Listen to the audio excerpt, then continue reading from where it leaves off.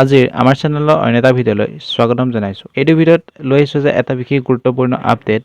এই আপডেটটো হৈছে office of the registrar Dibrugarh university অৰ্থাৎ ডিব্ৰুগড় ইউনিভাৰ্চিটিৰ ফালৰ পৰা এটা বিশেষ আপডেট লৈ আহিছোঁ। সেই আপডেটটো হৈছে BEd কমন এণ্ট্ৰেন্স টেষ্ট অৰ্থাৎ ডিব্ৰুগড় ইউনিভাৰ্চিটিৰ আণ্ডাৰত যিসমূহ BEdৰ এডমিশ্যন হয় সেই BEdৰ এডমিশ্যনৰ কাৰণে BEdৰ এণ্ট্ৰেন্স টেষ্টসমূহৰ যিসমূহ ফৰ্ম ফিল আপ হৈছে এইবোৰ আৰম্ভ হৈ গৈছে।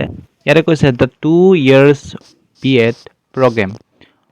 Online applications are invited from eligible candidates for appearing in the BEd Common Entrance Test BEd CT 2025 for admission to the 2-year BEd program under Dibrugarh University scheduled to be held on 12th July 2025 Saturday.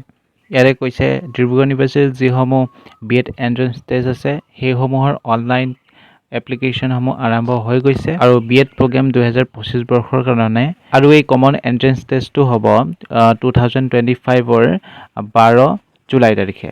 আৰু ইয়াতে দিছে eligibility criteria for admissions. ইয়াতে প্ৰথমতে দিছে এ candidate with at least 50% marks in aggregate either in the bachelor degree and or in the master degree in science, social science, humanities or bachelor in engineering technology of Dibrugarh University or any other university recognized by Dibrugarh University with specializations in science and mathematics with 55% marks or equivalent grade point are eligible for admissions to program.